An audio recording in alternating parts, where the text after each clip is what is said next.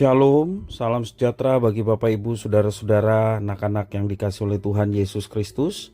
Jumpa kembali bersama saya, Pendeta Eka, di dalam renungan firman Tuhan pada hari ini, hari Selasa 4 April 2023. Sukacita dan damai sejahtera dari Tuhan Yesus kiranya menyertai hidup kita sekalian. Puji nama Tuhan. Sampai pada pembacaan firman Tuhan hari ini, yakni kitab Hosea pasal yang ke-6. Kiranya firman Tuhan yang kita baca dan sebentar kita renungkan sungguh memberkati kita sekalian. Baik, sebelum kita akan merenungkan bagian firman Tuhan hari ini, marilah kita akan berdoa bersama. Tuhan Allah Bapa di surga, di dalam nama Tuhan Yesus, kami datang padamu mengucapkan syukur terima kasih buat kasih setia Tuhan yang sungguh nyata kami alami dari hari ke hari sampai hari ini.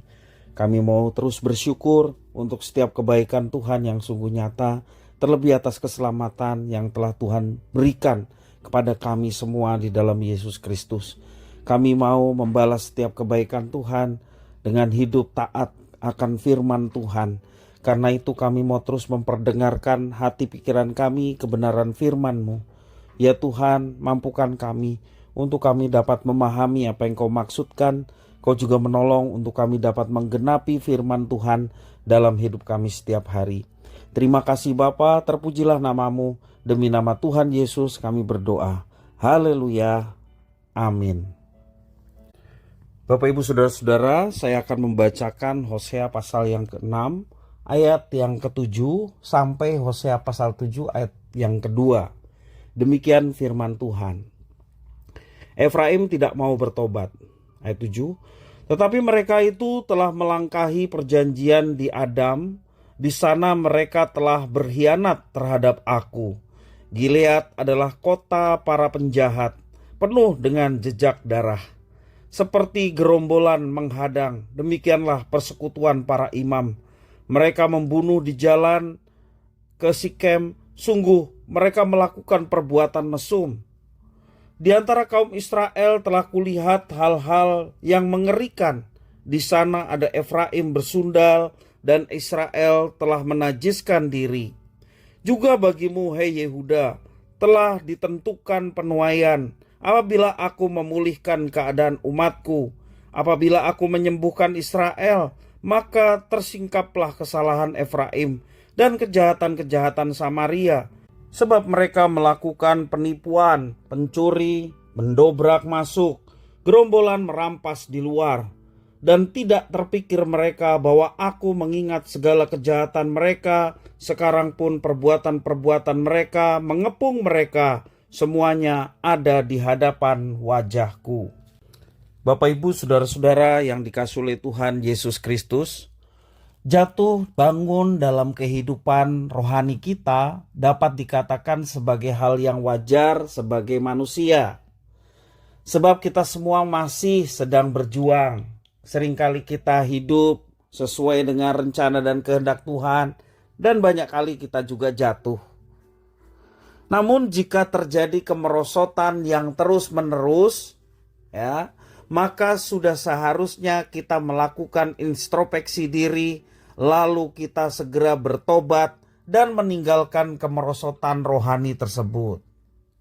Di dalam firman Tuhan hari ini dimulai kata frasa tetapi mereka, untuk mengkontraskan dengan bagian sebelumnya, yaitu Tuhan Allah menginginkan kasih setia terhadap perjanjian.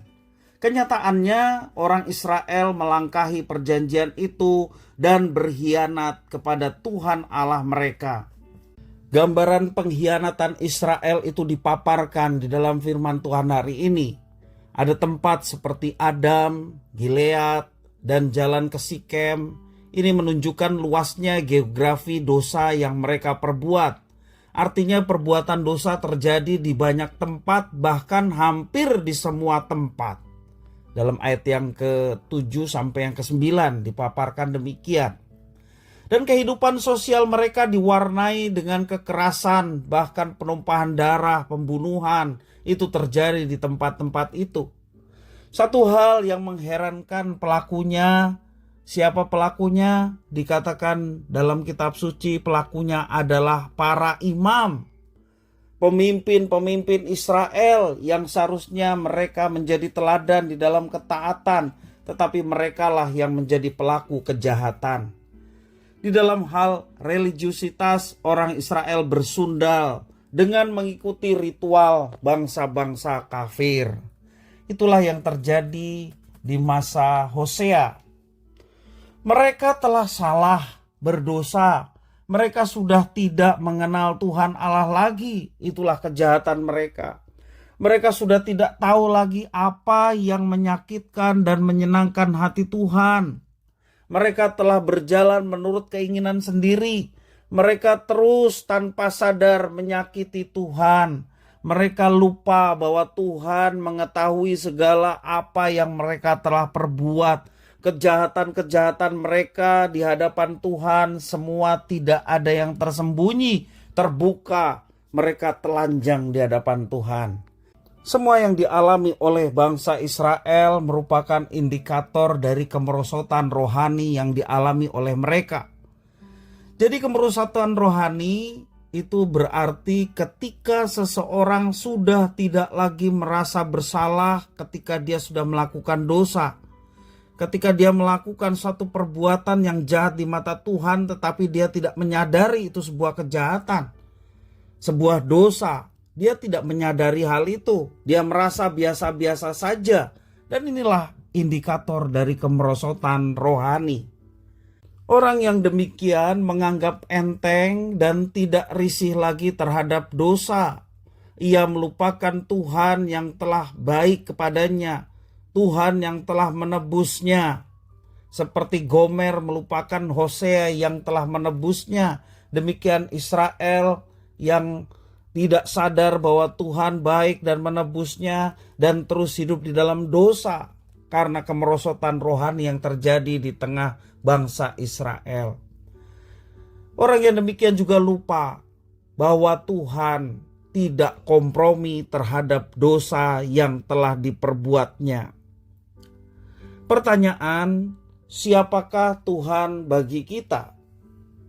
Jawabannya mungkin berbanding lurus dengan cara hidup kita. Jika kita menganggap Tuhan tidak ada atau tidak berarti, maka kita pun menganggap rendah cara hidup dalam kekudusan dan kebenaran. Namun sebaliknya, jika kita mencintai Tuhan dan menghormati Tuhan, maka sikap itu terpancar melalui perilaku yang menghargai kehidupan, yakni perilaku hidup kudus, perilaku hidup benar. Bapak, Ibu, saudara-saudara yang dikasihi oleh Tuhan, kita mesti sadar akan hakikat kita sebagai umat tebusan. Kita mesti sadar bahwa Tuhan memilih bukan kepada bangsa lain, tetapi orang yang percaya itu adalah umat pilihan Allah, bangsa yang dikuduskan oleh Allah.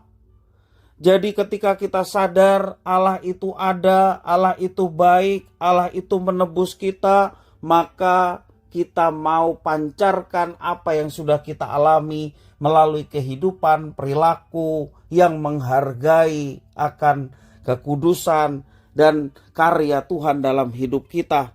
Bagaimana caranya? Yakni hidup dalam kekudusan dan kebenaran. Jangan kita menjadi pribadi yang tegar tengkuk. Kita tahu bahwa itu sebuah kesalahan, sebuah dosa, tapi masih saja kita terus kerjakan, masih saja terus kita lakukan. Kita seperti menantang Tuhan. Kita sepertinya bahwa Tuhan itu tidak ada. Toh ketika saya berbuat dosa, ketika saya melakukan satu tindakan yang semau saya sendiri, saya aman-aman saja, tanpa ada yang mengganggu, tanpa ada tantangan yang saya hadapi, saya lancar-lancar saja. Bapak, Ibu, saudara-saudara, bahaya sekali kemerosotan rohani ketika kita mengalami demikian. Kalau kita tidak mengalami apa-apa, padahal kita sudah melakukan tindakan yang menyimpang dari Tuhan, sesungguhnya inilah kesempatan untuk kita bertobat dan berbalik kepada Tuhan. Jangan kita sia-siakan kesempatan itu dengan larut terus di dalam dosa, perbuatan-perbuatan yang menantang Allah. Tetapi mari kita bertobat dan berbalik kepada Tuhan. Gunakanlah kesempatan yang ada untuk introspeksi diri.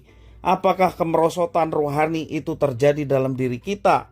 Apakah kita sesungguhnya sudah melawan Allah, tetapi kita sadar atau tidak sadar terus melakukannya? Karena itu Bapak Ibu Saudara, mari kita secara sadar kita mengimani bahwa Tuhan itu ada. Tuhan di dalam Yesus Kristus, Dia penebus kita. Sadarilah itu. Maka kesadaran itu membawa kita untuk menghargai kehidupan dengan sikap yang baik, ya, perilaku yang menghargai kehidupan, yakni hidup sesuai dengan rencana dan kehendak Tuhan, hidup dalam kekudusan dan kebenaran firman-Nya. Maka kita ditolong Tuhan untuk melaksanakan itu, sehingga kehidupan kita semakin hari semakin meningkat, menyenangkan hati Tuhan, bukan justru menyakiti hati Tuhan. Mari Bapak Ibu Saudara, kita bersama-sama hidup, belajar, taat kepada Tuhan. Hidup introspeksi ketika kita sudah melanggar, segera mungkin datang bertobat, minta ampun sama Tuhan, dan tidak lagi melakukannya. Maka Tuhan yang akan menuntun, menyertai, sehingga hidup kita menyenangkan hati Tuhan. Itulah target dalam kehidupan kita, menyenangkan hati Tuhan dan bukan menyakiti hati Tuhan. Kiranya firman Tuhan memberkati kita sekalian. Mari kita berdoa. Tuhan Bapa di surga, di dalam Yesus Kristus, kami datang kepadamu mengucapkan syukur, terima kasih atas firman Tuhan.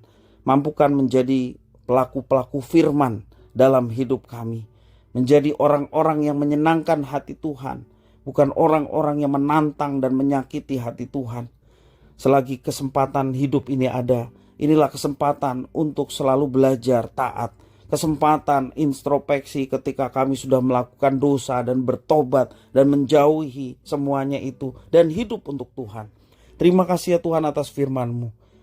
Inilah diri kami sedia menjadi pelaku-pelaku firman. Demi nama Tuhan Yesus kami berdoa. Haleluya. Amin.